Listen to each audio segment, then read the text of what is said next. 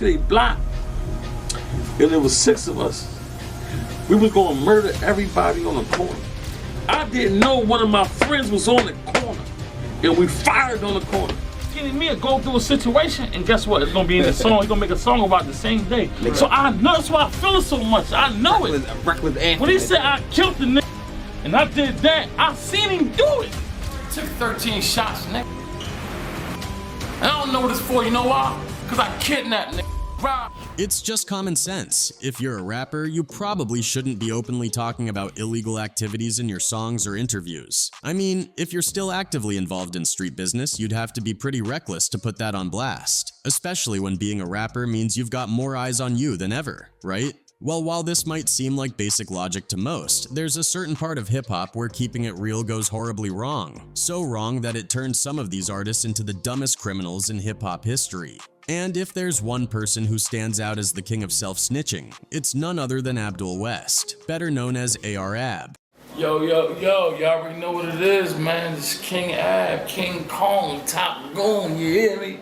Not everyone gets a shot at making it big in the industry, but AR-Ab was one of the lucky few who did. This guy was getting shoutouts from one of the biggest artists in the world, Drake. 4 days, where y'all at? I drove here in a rave playing AR-Ab. He even had a chance to sign with Cash Money Records back when they were running the game. I'm telling you straight up, my Menace, my AR, y'all got the green light from me with that. West Coast, Philly, let's get it. But instead of capitalizing on those opportunities, Arkansas, Ab, decided to throw it all away, claiming he wanted to stay independent. Now, there's nothing wrong with going independent. A lot of artists have done it and thrived. But for AR-Ab, independent meant diving even deeper into the streets, which was his business, until he started running his mouth about it. I took 13 shots, nigga. I don't know what it's for, you know why? Cause I killed Rob. For some reason, Arkansas, Ab just couldn't keep quiet about the illegal stuff he and his crew were involved in. He went on interviews bragging about it, essentially implicating himself and his entire team. Getting me to go through a situation, and guess what? It's gonna be in the song. He's gonna make a song about the same day. I know that's why I feel it so much. I know it. When he said I killed the nigga, and I did that, I seen him do it.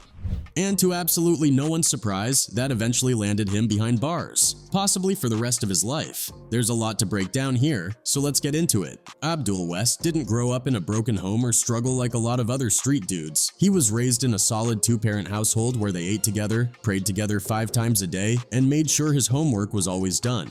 With both parents religious, ate dinner, breakfast, lunch, dinner at the table, curfew, rules.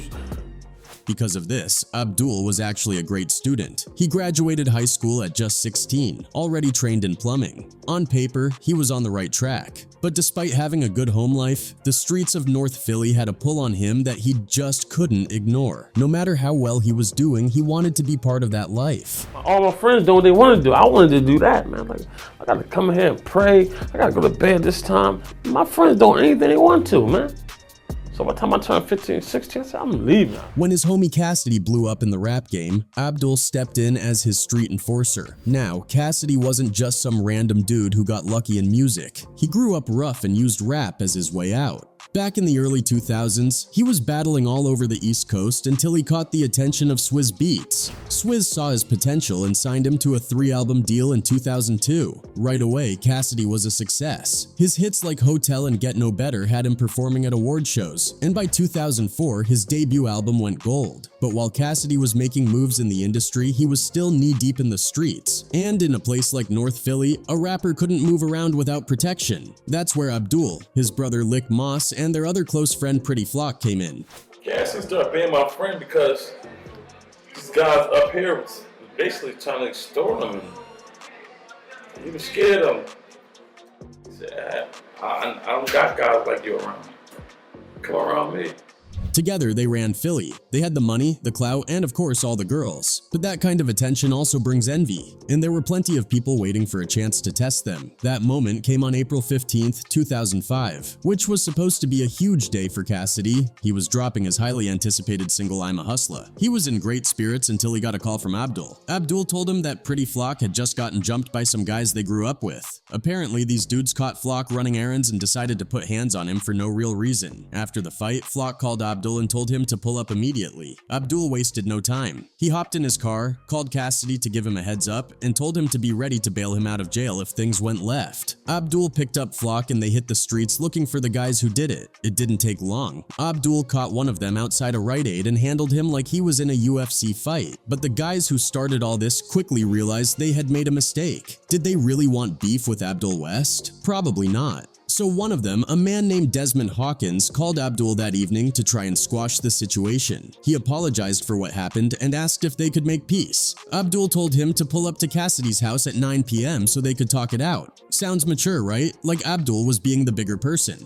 But then, right before the meeting, Abdul went home, grabbed a gun, and stashed it in the bushes outside Cassidy's house. That made Cassidy skeptical. If this was supposed to be a peace talk, why was Abdul hiding a gun? But questioning Abdul wasn't really an option, so he let it slide. At 9:30 p.m., Desmond and his two friends arrived at Cassidy's house. Desmond honked his horn, and Abdul walked outside to talk. At first, it seemed like things might get settled, but the conversation turned into an argument. Then, without warning, Abdul walked over to the bushes, grabbed his gun, and allegedly made a life-changing decision. He shot Desmond. The scene was chaos. Abdul and Cassidy took off immediately, leaving Philly behind. But it was only a matter of time before the cops put the pieces together. On June 17, 2005, the Philadelphia police announced that both Cassidy and Abdul were wanted for the murder of Desmond Hawkins. The news shocked the hip-hop world. Cassidy was blowing up and now he was looking at 25 to life. He turned himself in the same day, knowing there was no way out. Meanwhile, Abdul went on the run. He managed to stay low for about 2 weeks before he was caught in Ohio. When it came to their court cases, Cassidy and Abdul took two completely different approaches. The men who were in the car with Desmond told the cops that they saw Abdul shoot him, not Cassidy. The only reason Cassidy was even arrested was because it happened outside his house, making it look like he set it up. The prosecutors had a weak case against him, and he probably could have beaten it in trial. But trials take years, and Cassidy was desperate to get back to music. So instead of fighting it, he took a plea deal. He pled guilty to involuntary manslaughter and got an 11-month sentence. I did get hit with a charge, aggravated assault and involuntary manslaughter. How that even qualified as involuntary manslaughter is a mystery, but for Cassidy it was the best option. He knew that if he took the case to trial there was always a risk, and he wanted his career back. Abdul, on the other hand, decided to fight the case in court even though there were two eyewitnesses ready to testify. But Abdul had one thing on his side: fear. By the time his trial came around, the witnesses refused to take the stand. That's how much weight he carried in the streets. With no one willing to testify, he beat the case and walked free in 2007 with no charges. So now Cassidy had a felony on his record and Abdul was completely in the clear. If anything, this situation was a lesson in choosing the right people to be around, because the wrong ones can derail your career or your life. Innocent man, but I had to just sit on that by how I just was and decided to carry it out.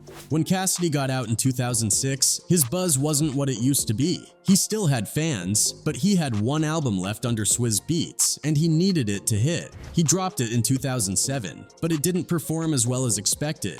After that, he and Swizz parted ways, and Cassidy decided to start his own label, The Larceny Family, in 2008. Starting a label was a good idea, but it required a lot of money, more than Cassidy realized. He planned on signing new talent, but he needed someone with real potential. That's when Abdul came home, and Cassidy convinced him to give rap a shot. He promised Abdul that he'd turn him into a star and help him get to the millions. Abdul agreed and officially became AR-AB, but things didn't go as planned. Cassidy was struggling to fund the label, and since he had to focus on his own career, Arkansas, Ab got pushed to the side. Eventually, Ab got tired of waiting and decided to go solo. He felt like Cassidy wasted his time, and their friendship turned into a beef. But by then, Cassidy had already moved to New York, trying to get back into the mainstream. Meanwhile, Arkansas, Ab had something to prove. He wanted to show Cassidy that he could make it without him, but he also knew something else. Being a rapper took money, a lot of money, and he didn't have much to start with. So instead of grinding his way up, he took a different approach. He started finessing and robbing drug dealers, a dangerous game, especially in Philly. At first it worked. He flipped his earnings again and again until he was dealing with some serious money. And once he had enough, he decided to make it official. In 2009 Arkansas, Ab started a gang called Original Block Hustlers, or OBH. The crew was made up of guys he already trusted, and right from the jump they hit the streets hard, moving weight, finessing plugs, and taking out any competition. Ab wanted to take over Philly's underground market, and he was willing to do whatever it took to get there. Once the money was coming in, he launched a record label under the same name, OBH Records. Why he named his label after his gang, who knows? But despite the lack of foresight, the music actually started to pick up. He dropped mixtapes, singles, and built a buzz in Philly. I'm LeBron with a brick, was sitting in them cells where the time didn't tick. But finessing plugs only works for so long before it catches up to you. On September 27, 2010, it was just another Monday afternoon in Philly, and Ab was out on the block getting money. Around 4 p.m., he got a call from a plug he had met a couple of weeks ago. The guy told him he had a play for him and asked Ab to pick him up and take him down to Kensington. If you don't know, Kensington is basically Skid Row on steroids, so there was serious money to be made. Ab jumped in his car, scooped up his new Connect, and headed over. During the ride, they got to talking and realized they had a mutual connection. Ab grew up with the dude's baby mama. They were cracking jokes when Ab pulled up to a stop sign just a block away from their destination. Mid-conversation, shots rang out. On top, thinking, how you shooting me? I said, yo, what the f is you shooting me for, yo? He leaning back, like he in the back of the passenger, so he like leaning, trying to get away from me. And I see the car. I looked down, and he hopped out and ran. And the car skirted off. I'm like, what the f? See all the holes in me. Before he could even process what was happening, Ab realized he had been hit multiple times, and the guy shooting had dipped out of the car. Ab floored it, speeding through traffic, trying to get to the hospital. While driving, he called his cousin, telling him to meet him at the emergency room. When he pulled into the hospital parking lot, he told his cousin to grab his car and get rid of his phone. He didn't want his girl seeing his messages. Then he hobbled into the ER, where doctors miraculously saved his life. He had been hit 10 times, but somehow he survived. I got shot all in my stomach, but this is where the surgery and shit went out. So it was just your stomach that you got shot? I got shot 5 times in my thighs, my hand. While recovering in the hospital, Ab got a call from Swizz Beatz. Swizz remembered him from studio sessions with Cassidy and wanted to check in. But beyond that, he also had an opportunity. He wanted to link Ab with his new artist, Meek Mill. Ab was excited but skeptical. Still, when he got released from the hospital, he called Swizz. And to his surprise, Swizz picked up and even pulled up to Philly that same day. That night, Ab hit the studio with Meek, and they recorded their first track together, which dropped on November 11th, 2010. This was a turning point. Ab had barely survived, and now it looked like his music career was finally taking off. Things got even crazier when Birdman flew to Philly and handed Ab $200,000, trying to sign him to Cash Money. But after his fallout with Cassidy, Ab had no interest in being tied to a label, so he declined the deal, but kept the money. In hindsight, this was a terrible move. He could have been the missing piece to Cash Money, but instead he burned a bridge with Birdman and missed a huge opportunity. Meanwhile, Meek Mill took the opposite approach. He signed with Rick Ross's MMG and ran straight to the millions. Instead of being the face of Philly, Ab stayed in the streets. For the next few years, Ab dropped mixtapes and made noise on the East Coast, but he was still hustling with OBH.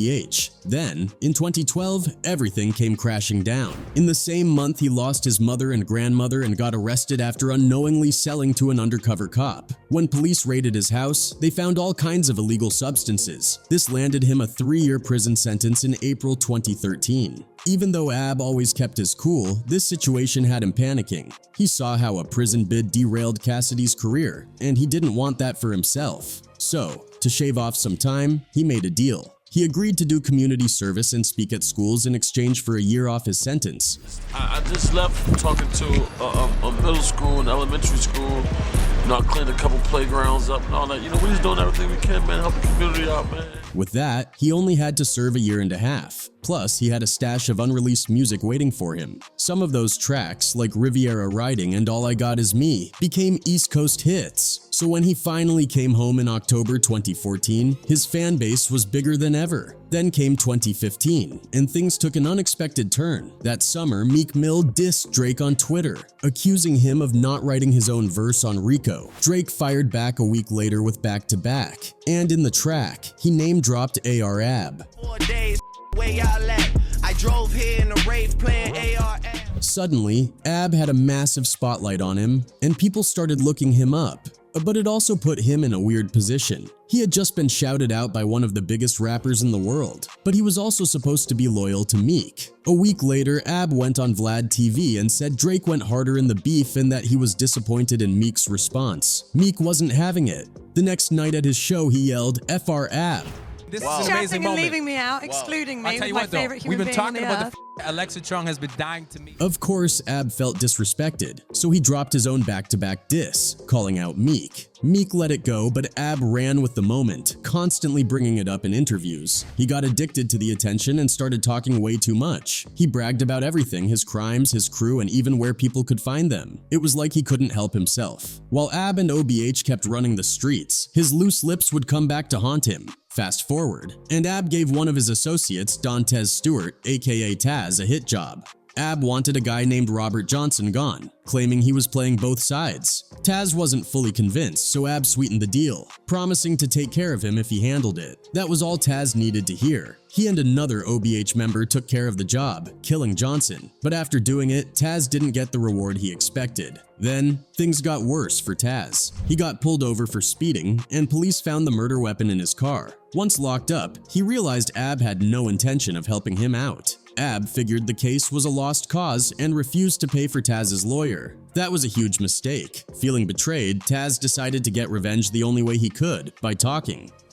On October 17, 2019, Taz sat down with prosecutors and spilled everything. He didn't just answer their questions. He volunteered information they didn't even ask for. He gave up stash house addresses, OBH's operations, and most importantly, he told them that Ab had ordered the hit on Robert Johnson. With his testimony, Ab wasn't just facing drug charges anymore. Now he had murder and conspiracy charges on his head. Because of Taz, Ab got sentenced to 45 years to life, making sure he'll never see the streets again. Even though he was snitched on, Ab really had no one to blame but himself. He put his trust in a guy he barely knew, didn't take care of his people, and worst of all, he couldn't stop talking. The fact that it took Philly this long to take him down is wild, but in the end, Ab threw away his own shot at success. He had so many chances, Swizz Beatz, Birdman, even an independent grind, but he cared more about being a street legend. And now, the streets don't care about him at all.